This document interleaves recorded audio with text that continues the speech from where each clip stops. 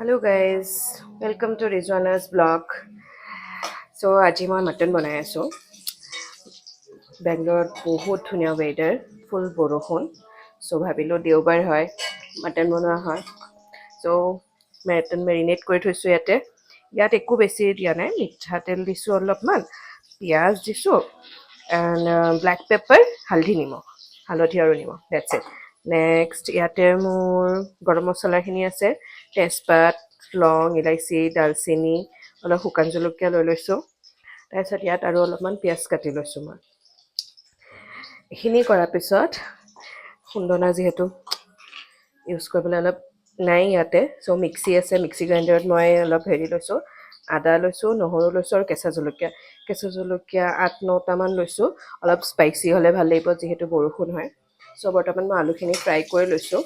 আলুখিনি ফ্ৰাই হৈ যোৱাৰ পিছত নেক্সট প্ৰচেছ দেখাই আছোঁ, চাই থাকিব মোৰ লগত। চ' আলুখিনি মই এতিয়া উঠাই ল'লোঁ। আলুখিনি উঠাই লোৱাৰ পিছত গেছটো অলপ বঢ়াই দিওঁ। কম জুইত কৰি আছিলোঁ যেন আলুখিনি অলপ সিজি যায়, কাৰণ মই গোটাকৈ আলুকেইটা লৈছোঁ। দেখিছে আপোনালোকে, কাটি লোৱা নাই, সৰু সৰু আলু হয়। চ' আলু গোটাকৈ লওঁ। ইয়াৰ পিছত চাব, ইয়াত যিমানখিনি মোৰ গোটা মছলা আছিলে মই এতিয়া ইয়াত দি দিম। এয়া যিমান আছে গোটেইখিনি মই দি দিম, চাই থাকিব।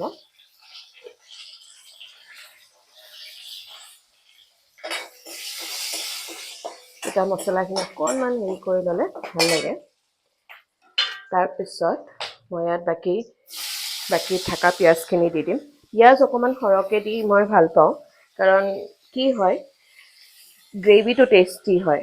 মই যিহেতু মটনত ইমান পানী ইউজ নকৰোঁ, ত' মই পিঁয়াজ অলপ সৰহকৈ দিওঁ, ত' মানে পিঁয়াজৰ গ্ৰেভিটো দিয়ে হৈ যায়। মই মেৰিনেট কৰোঁতেও 2টা পিঁয়াজ দিছিলোঁ, আৰু ইয়াতো মোৰ আৰু 2টা পিঁয়াজ আছে।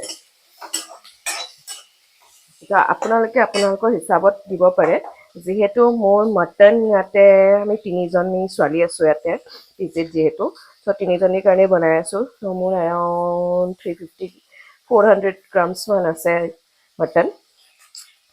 ত' সেই হিচাপত মই পিঁয়াজ দিছোঁ। ত' আপোনালোকে যিমান জোখত বনায় সেই হিচাপত আপোনালোকে দিব পাৰে। যদি আপোনালোকে কমকৈ বনায় یا বেছিকৈ দিয়ে, ত' পিঁয়াজৰ কোৱাণ্টিটি অলপ বঢ়াই দিব পাৰে। মই ইয়াত তেল বহুতেই কম দিছোঁ, কাৰণ মই মেৰিনেট কৰোঁতে অলৰেডি মই মিঠাতেল দিয়া আছে। চ' সেইকাৰণে মই তেল কমকৈ দিব বিচাৰিছোঁ, কাৰণ বহুত অইলি হৈ যায়। চ' চাই থাকক, নেক্সট প্ৰচেছ দেখাই আছোঁ। মই চবেই মটন নিজৰ নিজৰ প্ৰচেছত বনায়। চ' মই কেনেকৈ বনাই আছোঁ মই সেইটো দেখাই আছোঁ আপোনালোকক। চ' ভাল লাগিলে ট্ৰাই কৰি চাব ঘৰত নিশ্চয়। চ' মই এতিয়া এইখিনি মাৰি লওঁ, আদা নহৰুখিনি। অলপো পানী দিয়া নাই, আপোনালোকে দেখা পাইছে ইয়াতে অলপো পানী নাই। চ' মই ড্ৰাইকেই মাৰিবলৈ ট্ৰাই কৰি আছোঁ, চাই থাকিব।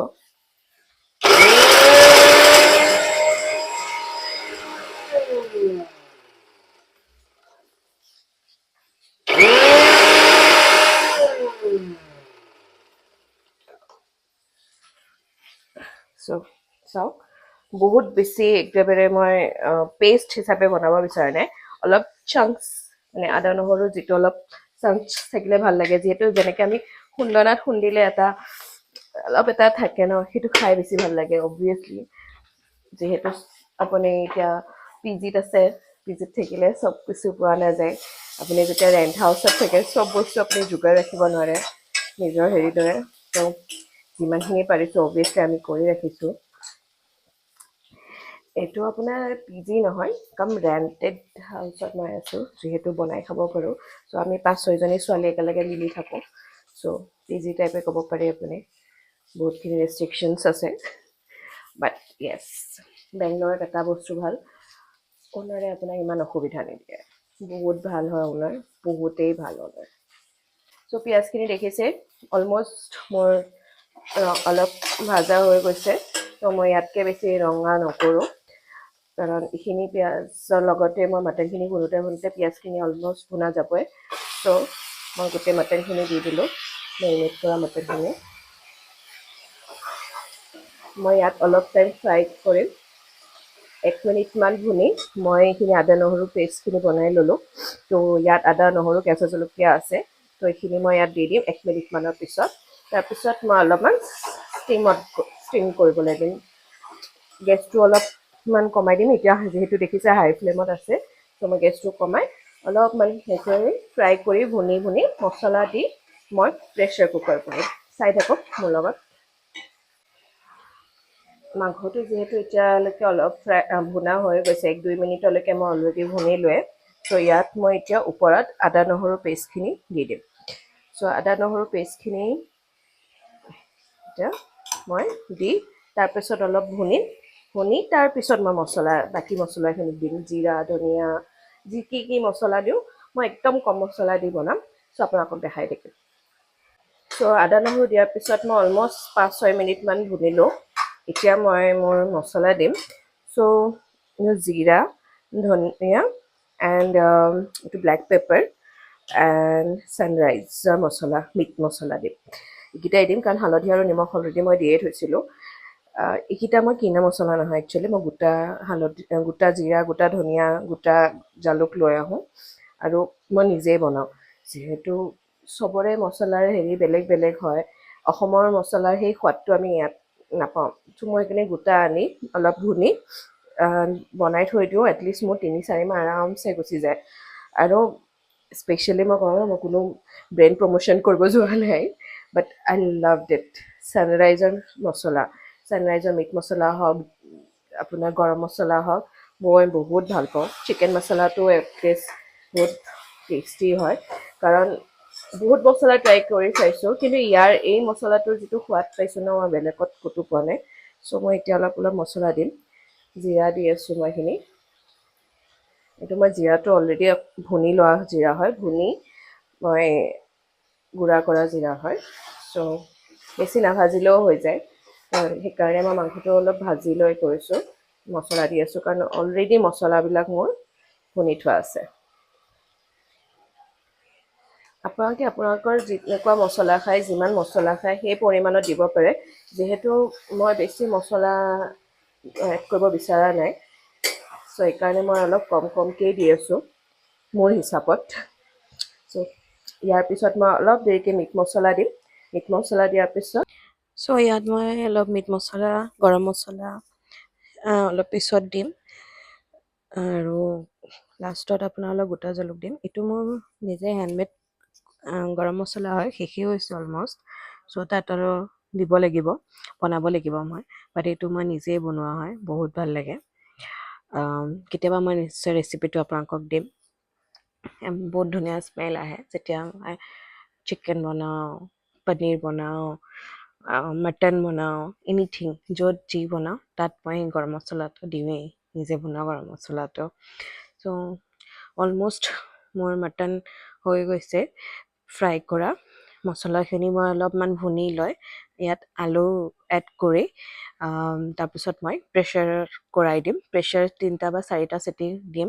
তো মাংসৰ ওপৰত ডিপেণ্ড কৰে আপুনি কেইটা চিটি দিয়ে, তো সেই হিচাপত মই আপোনাৰ প্ৰেছাৰ দিম। তাৰপিছত ইয়াত মই আপোনাক দেখুওৱা নহ'ল, অলপমান হাফ টিস্পুন লাল মিৰ্চ দিছোঁ। এইটো অলপ জ্বলা হয় আৰু অলপ কালাৰো। লগত ইয়াত মই আপোনাৰ এতিয়া মিট মছলা এড কৰি দিছোঁ।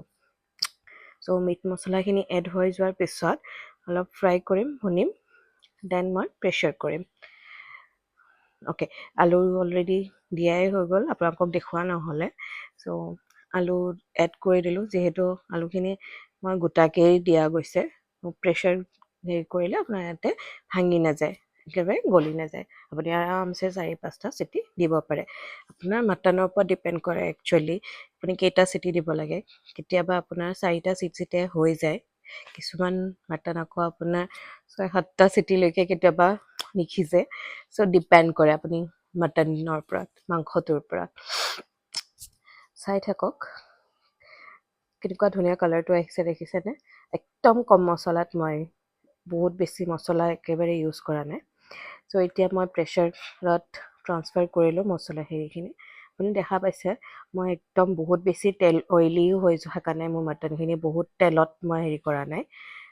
দেখাই পাইছে আপোনালোকে, একদম যিমানখিনি পাৰোঁ মই কম তেলতে বনাবলৈ ট্ৰাই কৰি আছোঁ, কাৰণ মাটনৰ সেইটো এটা নিজৰ চৰ্বিবিলাক থাকে তো মাটনত বহুত বেছি অইল নিদিলেও হৈ যায় কাৰণ যেতিয়া আপুনি চিটি মাৰিব ন প্ৰেছাৰ দিব তো অলৰেডি তাৰে অইল So, ৰিলিজ কৰে মই চ' অলমষ্ট এতিয়া মোৰ 4টা মাটন চিটি হৈ গ'ল দিয়ালো অলৰেডি মই 4টা চ' চিটি দিয়ালো খিনি চাওক চ' দেখা পাইছে আপোনালোকে কেনেকুৱা মাটনখিনি ধুনীয়াকে তো পানী ইয়াত একেবাৰেই একেবাৰেই নাই পানী যোৱা দেখিছে নাই আপোনালোকে গ্ৰেভি বিচাৰিলে মই আপোনালোকে এতিয়া জোল চাওক খাব মাটনটো বিচাৰিলে আপোনাৰ তাত সিজিছে নে যদি নাই লাগে চ' আপোনালোকে দিব আলুটো বিচাৰে অলমষ্ট মই এনেকৈ সিজি গ্ৰেভি গৈছে চিষ্টেমত অলৰেডি ভাল পাওঁ চ' যিহেতু মাটনটো যদি মাটনে সিজি অলপ গৈছে পানী মই আৰু ৰিলিজ চিটি কৰে নিদিয়ক তো বহুত লুক টেষ্টি চাওক হৈছে কিমান ধুনীয়া হৈছে আৰু যদি বনাই আপোনালোকে চাব দেখিছে যে এবাৰ মাটনটো বহুত নাই সিজা টেষ্টি হৈছে তো আৰু 1-2টা চিটি দি বহুত দিব কম পাৰে মছলাত মোৰ আপোনালোকে মাটন অলৰেডি ইয়াত সিজি আপোনালোকে গৈছে লাষ্টত মোৰ গৰম দেখাতে মছলা গম দিব পাই পাৰে গৈছো আপোনালোকে বিচাৰিলে চ' কি মোৰ ধুনীয়া লুকচ আহিছে এইখিনি মছলা দিয়ে হৈ গৈছে চাব পাৰে চ' আপোনালোকে চাই থাকক thank you thank you for ৱাচিং